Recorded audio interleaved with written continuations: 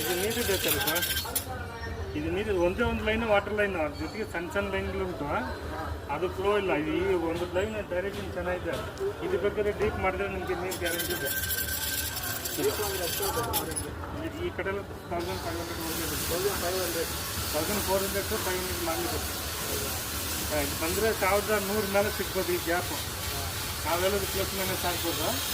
ಮತ್ತು 1100 ಮೇಲೆ ಈ ಡೈರೆಕ್ಷನ್ ಸಿಗ್ಬೋದು. 1400ರಿಂದ 1500 ತನಕ ಟಾರ್ಗೆಟ್ ಮಾಡಬೇಕು.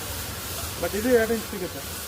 ಇದು ವೈಟ್ ಸ್ವಲ್ಪ ಡ್ರೈ ಇಲ್ಲ ಅಂತೇಳಿ ಕೆಲವು ಕಡೆ ಮೇಲೆ ಸಿಗುತ್ತೆ, ಕೆಲವು ಕಡೆ ಡೀಪ್ ಸಿಗುತ್ತೆ. ಆದರೆ ನೀರಿದೆ, ಪಕ್ಕಾ ನೀರಿದೆ. ಆದರೆ 100% ನೀರಿದೆ.